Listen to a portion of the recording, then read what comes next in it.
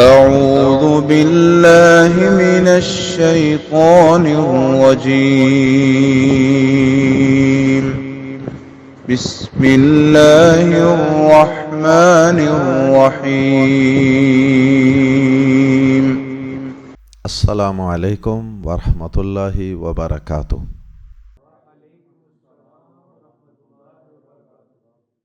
سورہ یاسین آیت نمبر 33 سے 40۔ ان الحمد للہ والصلاة والسلام علی رسول اللہ اما بعد۔ اعوذ باللہ السمیع العلیم من الشیطان الرجیم من ہمزہ ونفخہ ونفثہ۔ وآیۃ لہم الارض المیتۃ احییناہا واخرجنا منہا حبا فمنہ یأکلون وجعلنا فیہا جنات من نخیل وأعناب وفجرنا فیہا من العیون لِيَأْكُلُوا مِنْ ثَمَرِهِ وَمَا عَمِلَتْهُ أَيْدِيهِمْ أَفَلَا يَشْكُرُونَ سُبْحَانَ الَّذِي خَلَقَ الْأَزْوَاجَ كُلَّهَا مِمَّا تُنْبِتُ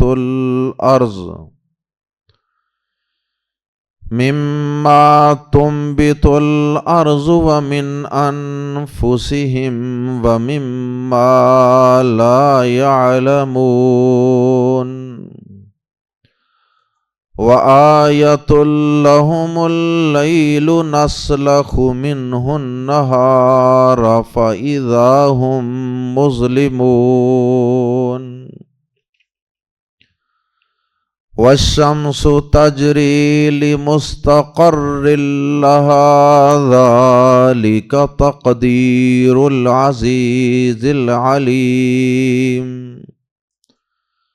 وَالْقَمَرَ قَدَّرْنَاهُ مَنَازِلَ حَتَّى عَادَ كَالْعُرْجُونِ الْقَدِيمِ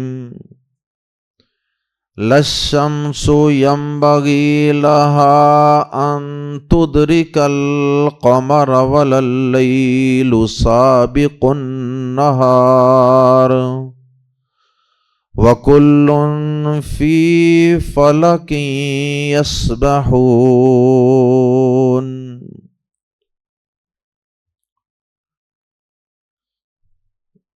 گزشتہ آیت میں تمام لوگوں کے قیامت کے دن اللہ کے دربار میں میدان محشر میں حاضری کا تذکرہ تھا۔ اب کافر چونکہ مرنے کے بعد کی زندگی اور اللہ کی عدالت میں حاضری پر ایمان ہی نہیں رکھتے، اس لیے اللہ پاک نے انہیں یقین دلانے کے لیے دنیا میں پھیلی ہوئی زمین و آسمان میں اور پورے آفاق میں کائنات میں پھیلی ہوئی اپنے وجود کی، اپنی قدرتوں کی اور اپنی توحید کی کچھ نشانیاں ان کے سامنے پیش کر دیں، انہیں یہ بتانے کے لیے کہ اگر تمہیں مرنے کے بعد کی زندگی ناممکن اور بعید از عقل محسوس ہو تو پھر تم اس کائنات کے اندر پھیلی ہوئی میری طاقتوں، قوتوں اور میری کاریگری کی نشانیوں کو دیکھ لینا اور ان پہ ایک نظر ڈال لینا، ان پہ غور و فکر کرتے رہنا۔ جتنا تم ان میں غور و فکر کرتے چلے جاؤ گے اتنا ہی تمہارا ہماری ذات پر یعنی اللہ کی ذات پر یقین پختہ ہوتا چلا جائے گا۔ اور اتنا ہی تمہیں مرنے کے بعد انسان کا زندہ ہونا یہ اتنا ہی زیادہ آسان محسوس ہونا شروع ہو جائے گا۔ تو اللہ رب العزت نے آیات زیر تفسیر میں اپنی قدرت کی کئی ایک نشانیوں کا تذکرہ فرمایا۔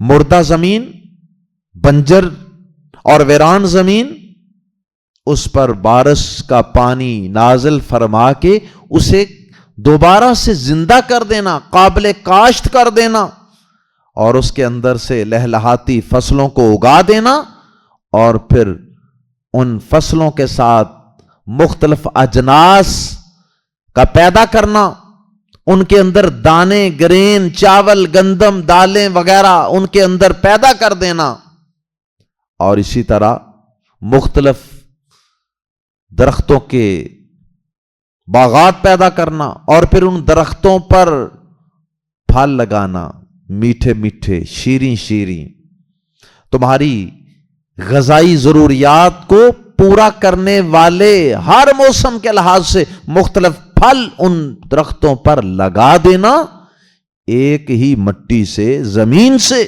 سارا کچھ نکال کر ان پھلوں کے اندر رس پیدا کر دینا، یہ بھی اللہ کی قدرت کی نشان۔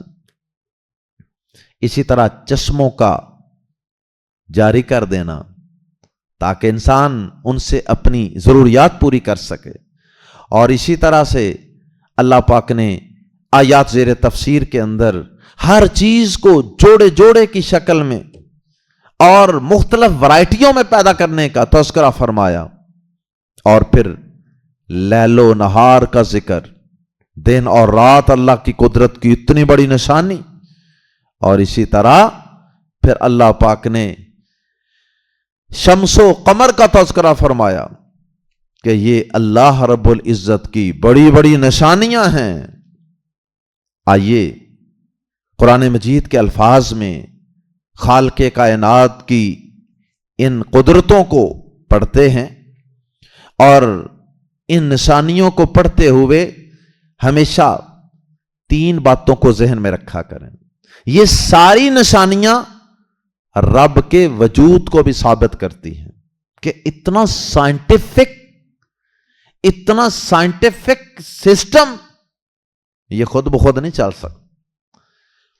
اللہ تعالی کا وجود کہ کوئی ذات ہے جو اس سارے نظام کو چلا رہی ہے، اور دوسرا مقصد اور دوسرا سبق جو ان آیات سے ہمیں ملتا ہے اللہ کی قدرتوں سے، ان نشانیوں سے، وہ ہے اللہ کی توحید، کہ یہ سارا کچھ جب رب نے پیدا کیا تو پھر عبادت کے لائق بھی وہ رب ہی ہے۔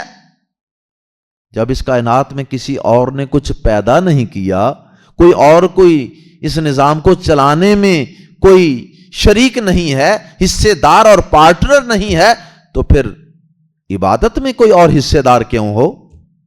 اور تیسرا سبق اور تیسرا مقصد اللہ کی قدرتوں کے مطالعہ کے وقت جو ذہن میں رکھنا چاہیے وہ یہ ہے کہ جو رب یہ سارا کچھ کر سکتا ہے، وہ اے انسان مرنے کے بعد تجھے زندہ بھی کر سکتا ہے۔ آئیے قرآن مجید کے الفاظ میں پڑھتے ہیں، وَآیَةٌ، اور ایک عظیم نشانی، ایک نشانی آیتن کی تنوین کی وجہ سے ترجمہ کر سکتے ہیں، اور ایک نشانی، اور اس تنوین کو اگر تعظیم کی تنوین تصور کیا جائے تو پھر ترجمہ ہوگا وآیتن، اور عظیم نشانی، بڑی نشانی، وآیت لہم، اور ایک عظیم نشانی، لہم، ان کے لیے، خصوصاً، ویسے تو سارے انسانوں کے لیے لیکن بالخصوص ان کے لیے جو رب کو مانتے ہی نہیں، یا مانتے تو ہیں اس کے ساتھ شریک ٹھہراتے ہیں، اور یا پھر ان کے لیے جو مرنے کے بعد زندہ ہونے کو ناممکن خیال کرتے ہیں، بطور خاص ان لوگوں کے لیے وَآیَةٌ لَهُمُ الْأَرْضُ الْمَيْتَةُ، اور ان کے لیے ایک عظیم نشانی ہے، کس میں؟ الارض المیتۃ، مردہ زمین، اور ان کے لیے ایک عظیم نشانی مردہ زمین ہے. وہ کیسے؟ احیینا، ہم نے زندہ کیا، ہا اسے، ہا کی ضمیر لوٹ رہی ہے الارض کی طرف، یعنی ہا کا مرجع الارض ہے. وَأَخْرَجْنَا، اور ہم نے نکالا، منہا، اس سے یعنی زمین سے، حبن، دانا، غلہ، گرینز. وَأَخْرَجْنَا مِنْهَا حَبًّا، اور ہم نے اس سے غلہ نکالا. فا تو منہ، اسی میں سے، یأکلون، وہ کھاتے ہیں، ہماری انہی اجناس کو ہی تو یہ کھاتے ہیں. آٹا کہاں سے آتا ہے؟ گندم سے. چاول کہاں سے آتے ہیں؟ یہ ساری چیزیں، دالیں کہاں سے آتی ہیں؟ فَمِنْهُ يَأْكُلُونَ، تو وہ اسی میں سے کھاتے ہیں. ہو ضمیر لوٹ رہی ہے حبن کی طرف، اسی اجناس میں سے یہ کھاتے ہیں، اسی غلے میں سے یہ کھاتے ہیں. تو تمہارے کھانے کی ضرورت کس نے پوری کی ہے؟ کبھی سوچا کرو. اگر رب زمین سے یہ چیزیں نہ اگاتا تو کیا بنتا؟ تمہاری زندگی اس زمین پہ ممکن ہی نہیں تھی. وَجَعَلْنَا، اور ہم نے بنائے، فیہا، اس میں، زمین میں، ہم نے بنائے، جناتن، کئی باغ، من نخیل، کھجوروں کے، نخل ان کی جمع نخیل، کھجوروں کے، وَأَعْنَابٍ، اور انگوروں کے، عناب ان کی جمع اعناب. دو پھلوں کا بطور خاص ذکر کر دیا. ایک تو ان کی غذائی اہمیت، اور دوسرا عربوں کے اندر یہ دو پھل جو تھے یہ بڑے کثیر المنافع اور بڑے مرغوب سمجھے جاتے تھے، اس لیے دو پھلوں کا بطور خاص ذکر کر دیا. ورنہ پھلوں کی تو ایک نہ ختم ہونے والی لسٹ ہے. ایسے ایسے پھل رب نے پیدا کر دیے ہیں، انسان دیکھتا چلا جائے اور حیران ہوتا چلا جائے. وَجَعَلْنَا فِيهَا جَنَّاتٍ مِّن نَخِيلٍ وَأَعْنَابٍ، اور ہم نے اس میں کھجوروں اور انگوروں کے کئی باغ بنائے. وَفَجَّرْنَا، اور ہم نے پھاڑ نکالے، فِيهَا، ان میں، کن میں؟ ان جنات میں. وَفَجَّرْنَا فِيهَا، اور ہم نے پھاڑ نکالے ان میں، یعنی ان باغات میں.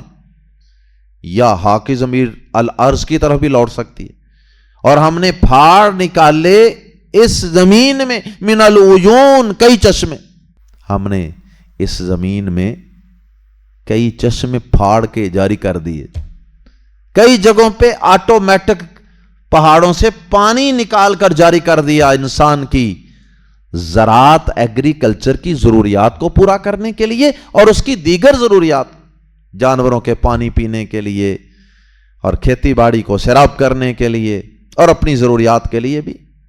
ایک تو آسمان سے بارش کا پانی ہم وقتاً فوقتاً نازل کرتے ہیں، اور دوسرا مستقل چشموں کو جاری کر دیے. عین ان کی جمع عیون، چشمے، سپرنگ، کنویں وغیرہ بھی اسی میں آتے ہیں. لی، تاکہ، یاکلو، وہ کھائیں، من ثمرہ، اس کے پھل میں سے کھائیں. تو اللہ پاک کہتے ہیں کہ ہم نے یہ سارا جو ایک سسٹمیٹک نظام بنایا ہے نا، یہ ایسے ہی بے مقصد نہیں بنا دیا. یہ انسان تیری ضروریات کو پورا کرنے کے لیے ہے.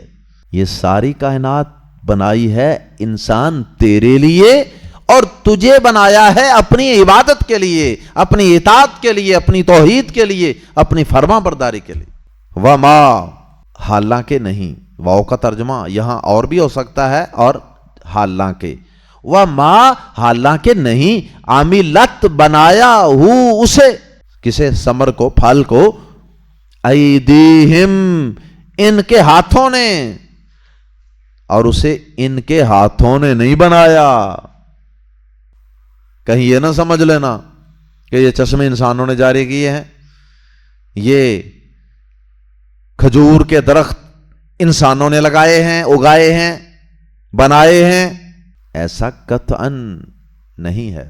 اللہ پاک نے یہ سارا نظام بنایا ہے. اور کوئی انسان یہ دعویٰ بھی نہیں کرے گا کہ ان کھجوروں کے درختوں اور انگوروں کے درختوں اور دیگر پھلوں کے درختوں اور اجناس کے پودوں کا خالق میں ہوں، ان کا موجد میں ہوں، میری وجہ سے یہ زمین سے نکلتے ہیں۔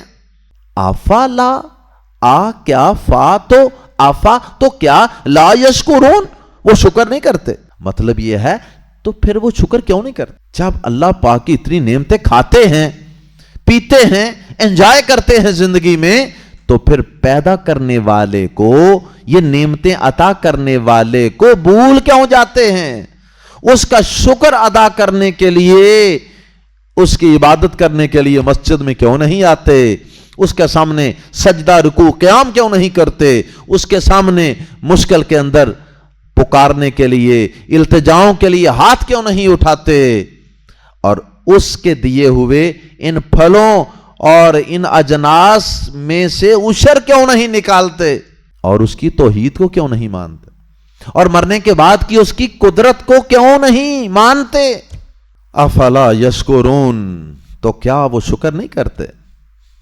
اور یقیناً لوگوں کی اکثریت شکر نہیں۔ سبحان الذی، پاک ہے وہ جس نے خلقا، پیدا کیے، الازواجا، جوڑے، زوج کی جمع ازواج، اس کا معنی جوڑا بھی ہوتا ہے اور اس کا معنی اقسام بھی ہوتا ہے، انواع و اقسام، ورائٹی۔ خلق الازواجا، جس نے پیدا کیے جوڑے، کلہا، سب کے سب، مما، ان چیزوں میں سے جنہیں، من پلس ما، من میں سے یعنی ان چیزوں میں سے، ما جنہیں، تم بھی تو اگاتی ہے۔ تم بھی تو کی تا، تم کا معنی نہیں دے گی، یہ تم کے لیے نہیں بلکہ تم بھی تو کی تا مؤنث کی تا ہے، واحد مؤنث غائب، اور وہ ہے الارض، مؤنث ہے۔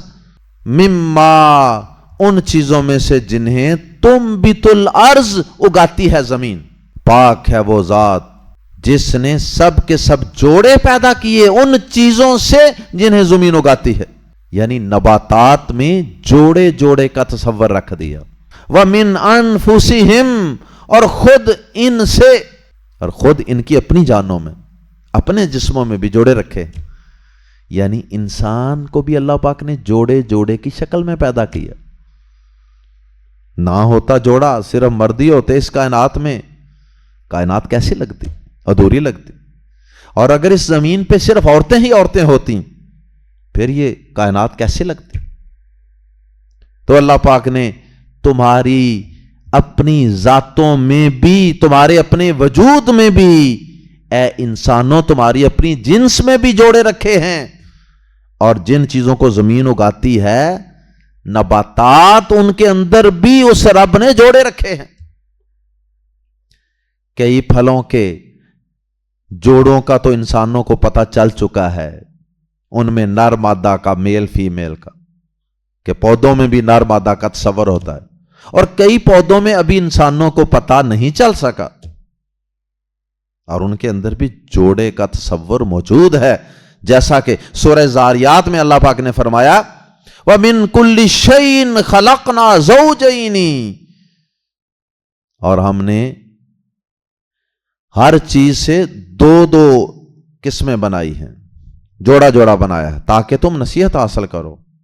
اللہ اکبر۔ پچھلے دنوں کھجور کی ایک منڈی میں جانا ہوا ایک دوست کے ساتھ، تو ٹرم کا پتہ چلا کہ جی نر چھہارا لینا ہے ہم نے، نر چھہارا۔ میں نے کہا اچھا جی، چھہارا نر بھی ہوتا ہے؟ جی ہاں، چھہارا نر بھی ہوتا ہے، مادہ بھی ہوتا ہے، میل فیمیل۔ تو اللہ پاک نے نباتات میں بھی جوڑے جوڑے کا تصور رکھا ہے۔ وَمِمَّا، اور ان چیزوں سے بھی اللہ نے جوڑے جوڑے پیدا کیے ہیں۔ وَمِن، اور ان چیزوں سے، ما، جنہیں لا یعلمون، وہ نہیں جانتے۔ ایسی بھی کئی چیزیں ہیں اللہ پاک فرماتے ہیں کہ جنہیں انسان نہیں جانتا۔ اشارہ کر دیا کہ بہت سی چیزیں ایسی بھی ہیں جن میں ہم نے जोड़े का तसव्वुर रखा है लेकिन इंसान नहीं जानते। हो सकता है वक्त के साथ कुछ मजीद चीजों को भी इंसान जान ले। अच्छा, इसी तरह अल्लाह पाक ने और भी कई चीजों में जोड़े का तसव्वुर रखा है। मसलन दिन है तो उसके मुकाबले में रात पैदा की है। दिन रात, रोशनी अंधेरा, गर्मी सर्दी, ऐसे बेशुमार चीजें हैं जिनमें अल्लाह पाक ने जोड़े जोड़े रखे हैं। और मजीद अल्लाह पाक की कुदरतों का तज़किरा जारी है। अच्छा, एक यहां और नुक्ता, इस आयत मुबारका में एक और नुक्ता भी समझने वाला है। शुरू में अल्लाह पाक ने अपने लिए लफ्ज इस्तेमाल किया सुबहान अल्लाज़ी का, पाक है वो जात जिसने पैदा किया हर चीज को जोड़े जोड़े। अब पाक है वो जात क्यों कहा?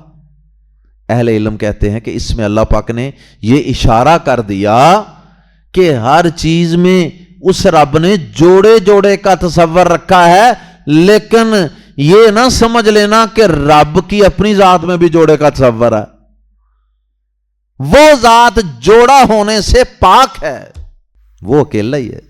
कुल हुवल्लाहु अहद, वो अकेला है, इसलिए वो खुद पाक है जोड़े से, लेकिन उसने बाकी चीजों में जोड़े जोड़े का तसव्वुर रख दिया, जोड़े जोड़े की शक्ल में चीजों को पैदा कर दिया।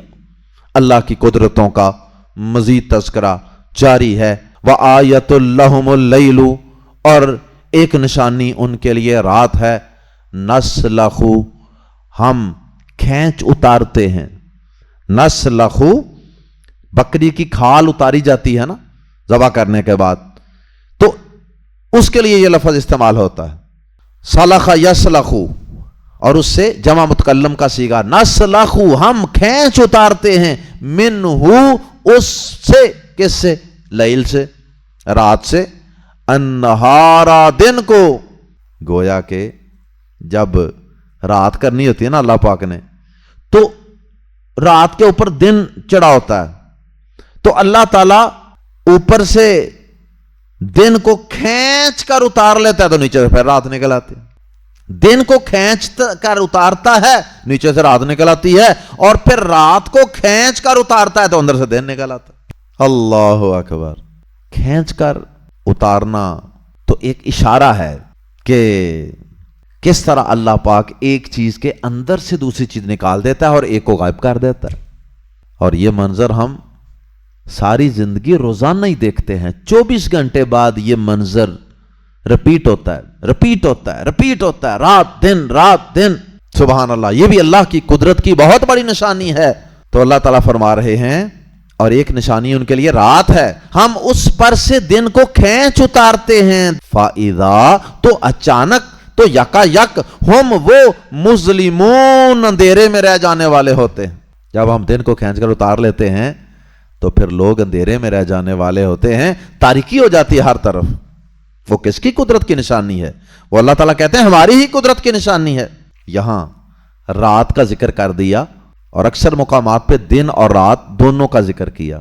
इन्ना फी इख्तिलाफिल लैली वन नहार, दिन और रात के आने जाने में अल्लाह की कुदरत की निशानी। यहां सिर्फ उसका एक पहलू बयान कर दिया और दूसरा खुद ब खुद समझ में आ रहा है कि ऐसे ही उनके लिए दिन में भी एक अजीम निशानी है कि हम उस पर से रात को खींचकर उतार देते हैं तो वो अचानक रोशनी में रह जाने वाले होते हैं। यह बात अंडरस्टूड है, खुद बहुत समझ आ रही है। अल्लाह पाक की इसमें एक और निशानी भी है इसमें कि जिस तरह अल्लाह पाक दिन से रात निकालता है, रात से दिन निकालता है ना, बिल्कुल ऐसे ही एक दिन वो तुम्हें मौत से जिंदगी में ले जाएगा, मौत की वादियों से जिंदगी के वादियों में ले जाएगा मरने के बाद।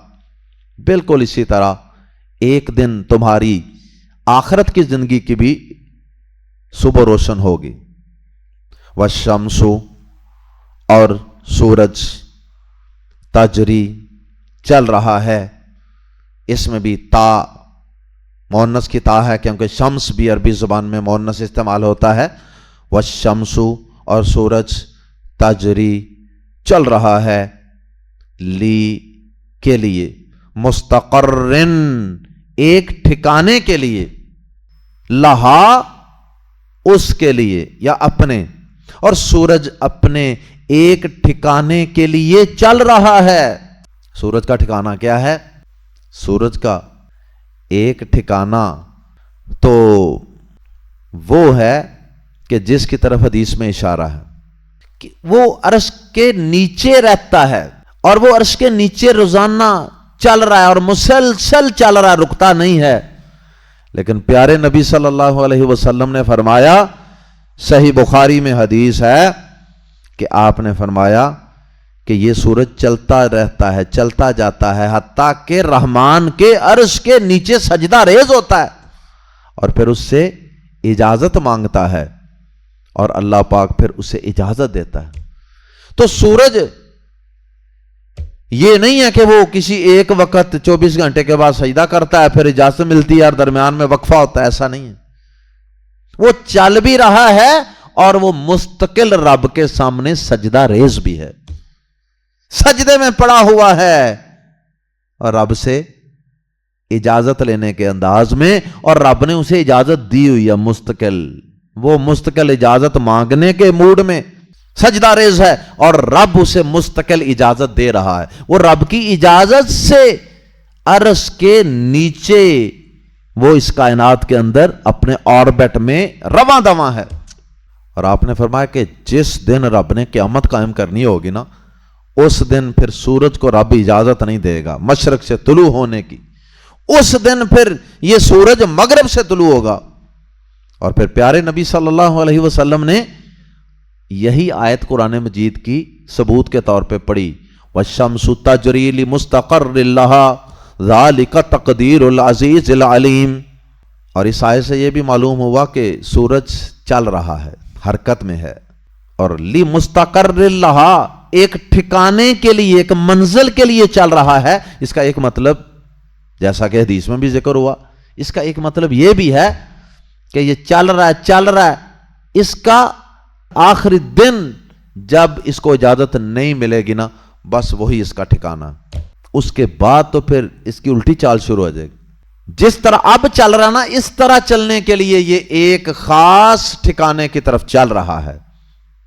اور ایک مطلب یہ بھی ہے کہ جب یہ تباہ و برباد ہو جائے گا، سورج چاند ستارے آپس میں ٹکرا جائیں گے، اس وقت تک کے لیے یہ اس ٹھکانے، اس منزل تک کے لیے چل رہا ہے جب تک رب نے اسے حکم دیا ہوا ہے۔ ذالک، یہ تقدیر، اندازہ ہے، العزیز، کس کا؟ جو سب پر غالب ہے، العلیم، سب کچھ جاننے والا ہے۔ یہ اس سب پر غالب، سب کچھ جاننے والے کا اندازہ ہے۔ ہائے ہائے، اس کا اندازہ غلط کیسے ہو سکتا؟ اس کا اندازہ غلط نہیں ہو سکتا۔ یہ سورج، اتنا بڑا سورج، اللہ اکبر، اللہ اکبر، سورج اتنا بڑا ہے کہ اس سورج کے اندر لاکھوں زمینیں سما سکتی ہیں، لاکھوں زمینیں، اللہ اکبر، اتنا بڑا سورج، اور وہ چل رہا ہے، اور اس کے ارد گرد باقی بھی اس کی پوری کہکشاں ہے، یہ پورا نظام شمسی ہے، اور اس سورج سے بھی کئی گنا بڑے سیارے موجود ہیں، سب چل رہے ہیں اپنے اپنے آربٹس میں، اپنے اپنے مداروں میں، اپنی اپنی منزلوں میں چل رہے ہیں۔ مجال ہے کہ کوئی ان میں سے کوئی ایک سیارہ ایک سیکنڈ بھی آگے پیچھے ہو جائے، جلدی چلا جائے یا لیٹ ہو جائے، ممکن ہی نہیں۔ اس لیے کہ یہ سارا نظام سیٹ اس نے کیا ہوا ہے جو سب کچھ جاننے والا ہے، جو سب پر غالب ہے۔ کوئی بیرونی ایسی طاقت نہیں ہے کہ جو اسے اپنے علم کے مطابق کوئی کام کرنے سے روک سکے یا درمیان میں کوئی ٹانگ اڑا سکے اللہ پاک کے کام میں۔ اس لیے یہ اس کا اندازہ ہے اور بالکل صحیح اور ایکوریٹ ہے۔ والقمر، اور چاند بھی اللہ کی قدرت کی نشانی ہے۔ قدرنا، ہم نے مقرر کر دیں، وہ اس کی، منازلہ منزلیں، اللہ پاک نے چاند کی منزلیں مقرر فرما دی. کتنی؟ 28 منزلیں. منزل کا معنی کہ جہاں سے چاند طلوع ہوتا ہے مختلف جگہیں ہیں. پہلے دن اس کی شکل اور ہے، دوسرے دن شکل بھی اور ہے، جگہ بھی اور ہے، تیسرے دن شکل بھی اور ہے، جگہ بھی اور ہے، اور اسی طرح یہ سلسلہ چلتا رہتا 28 تک. اور 28 کے بعد یہ یا تو ایک دن غائب رہتا ہے یا پھر 2 دن غائب رہتا ہے، اور اس کے بعد پھر دوبارہ یہ پہلی جگہ سے شروع ہو جاتا. تو یہ ساری اس کی منزلیں ہیں. یہ آہستہ آہستہ بڑھتا جاتا ہے، پھر کم ہوتا جاتا ہے، اور پھر غائب ہو جاتا ہے، اور پھر دوبارہ شروع ہو جاتا. اور چاند ہم نے اس کی منزلیں مقرر کر دیں، حتیٰ یہاں تک کہ آدھا وہ پلٹ آتا ہے، وہ دوبارہ لوٹ آتا ہے. کاف زبر کا کی طرح. الارجون ٹیڑھی ڈنڈی، وہ ڈنڈیاں ہوتی چھوٹی چھوٹی ٹہنیاں، تو اس ایک ٹہنی کو پکڑ کے ایسے آپ ترچھا کریں تھوڑا سا، تو اس طرح بینڈ کریں تو چاند کی شکل بن جاتی ہے نا. تو فرمایا کل ارجون ٹیڑھی ڈنڈی کی طرح، یا کھجور کی ٹیڑھی ڈنڈی کی طرح.